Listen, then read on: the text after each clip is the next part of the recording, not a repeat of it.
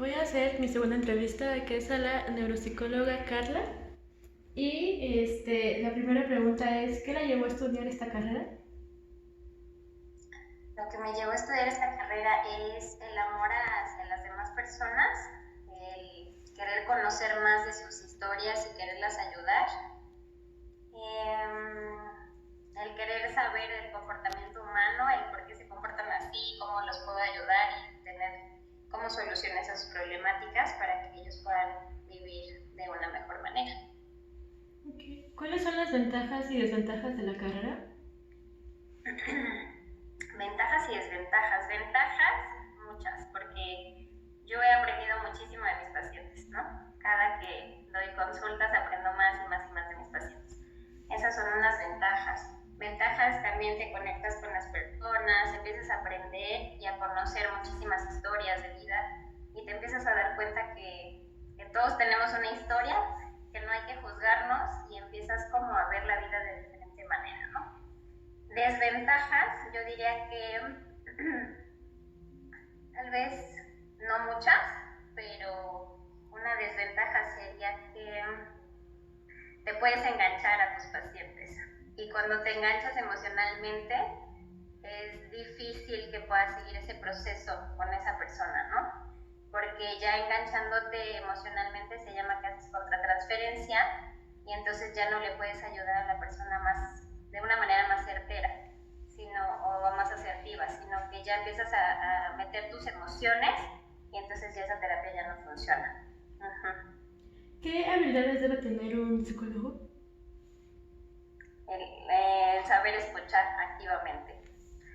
Escuchar no solamente lo que la persona te le está diciendo, sino también cómo te está hablando de la manera corporal, ¿no? O sea, el lenguaje corporal. Te dice demasiado el lenguaje corporal.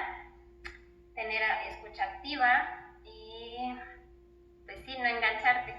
Tal vez eso sería una habilidad también, no engancharte emocionalmente. ¿En qué áreas se podría desarrollarse? ¿En qué áreas me podría desarrollar? Sí. La psicología es súper amplia. O sea, hay psicología clínica, hay neuropsicología, hay psicología holística, hay psicología de la gestal, cognitivo-conductual, humanista, hay muchísimas. ¿Y en la clínica cuál sería? En la clínica yo escogí neuropsicología clínica, que está más enfocado a nivel cerebral, sistema nervioso, sistema parasimpático, simpático. Entonces ahí estudias más como las conexiones neuronales, los neurotransmisores y demás. Y otras áreas clínicas pues, no las conozco muy bien, ahí sí te fallo. ¿Cómo afronta el estrés laboral? El estrés laboral, híjole, es una muy buena pregunta. Podría ser que lo abordáramos con terapias de relajación, o mejor conocidas como el mindfulness. Eso ayuda demasiado en el estrés laboral. ¿Qué es lo que más le gusta de su carrera? Bien bonita esa pregunta. Lo que más me gusta de mi carrera es conocer a tanta gente, poderlos escuchar, poderles ayudar en sus procesos terapéuticos y el que vea que les está funcionando la terapia es algo muy gratificante. ¿Y qué fue lo más difícil? Lo más difícil ha sido de casos que he tenido. Sí. ¿Sí? O de la carrera, de cómo llegué a la carrera y demás, no sé. ¿De las dos cosas? ¿De las dos cosas? Sí. Bueno, el caso que he tenido más difícil ha sido una chica que ha tenido pensamientos suicidas. Entonces, el llevar su terapia para que al suicidio ha sido para mí como un reto muy grande en mi carrera. Y pues ahí vamos. Con ella yo creo que ya lo logré y ya ella también lo logró, el que ella no tenga esos pensamientos, ¿no?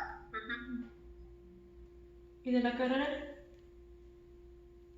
Y de la carrera, híjole, tengo un chorro de trabas y un chorro de pruebas que pasar, pero pues lo he logrado.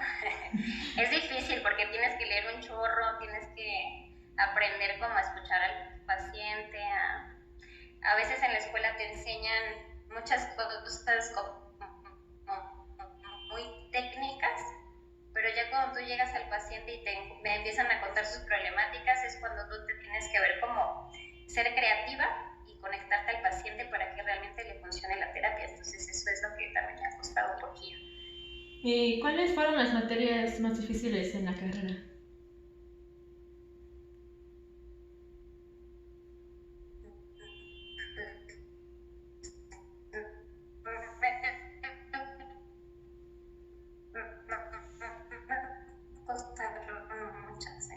Costaron ahorita que matemáticas y de programa, pero de ahí en fuera todas estuvieron fáciles para mí porque es de mucha lectura, muchísima, y hacer muchos casos y escribir un montón, pero eso no se me dificulta.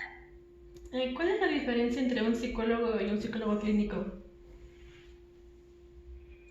Un psicólogo puede estar como en orientación vocacional o de tutor o en lo social, y el psicólogo clínico se enfoca más en hacer pruebas estandarizadas, en sacarte un diagnóstico, ¿no? O sea, después de la entrevistar al paciente y checar qué es lo que tiene, y a raíz de eso, de toda la recabación de la información, ya puedes empezar a tener diagnóstico, pero tienes que ver qué pruebas le puedes aplicar a tu paciente para que puedas aplicar ese diagnóstico. Bueno, sacar el diagnóstico más bien. ¿Cuál fue el mayor desafío como estudiante? El mayor desafío como estudiante...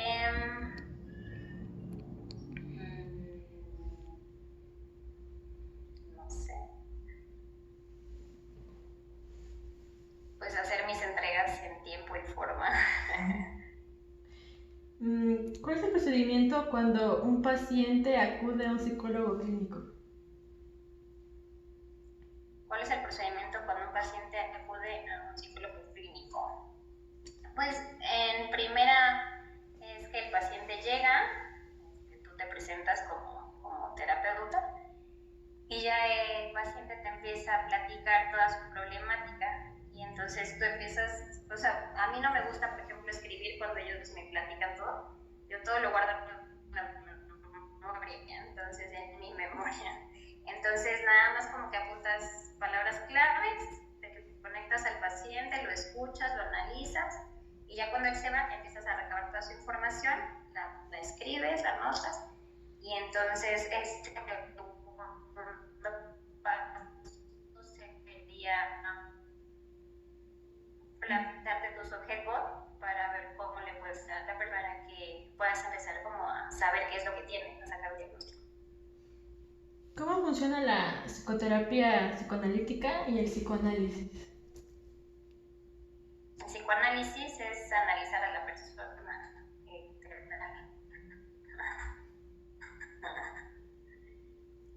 Y entonces, estás más allá de lo que él te está platicando, ¿no? Porque siempre hay un problema,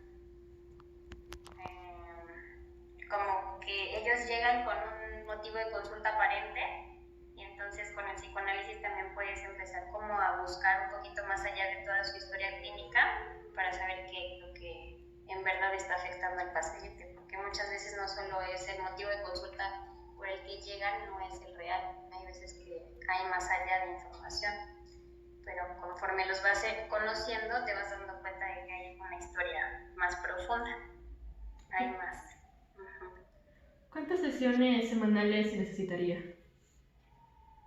Dependiendo de la gravedad del asunto, ¿no? O sea, si tú ves que el paciente literal tiene pensamientos suicidas como el paciente que tuve,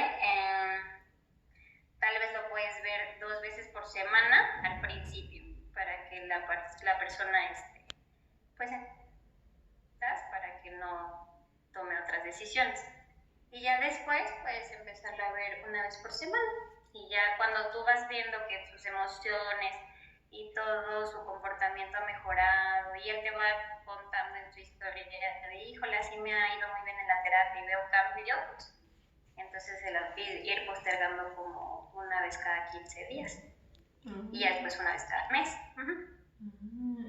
¿Qué consejo le daría a las siguientes generaciones que quieren estudiar esta carrera? Consejo, híjola, a mí ya me acordé cuál fue mi gran prueba en la carrera.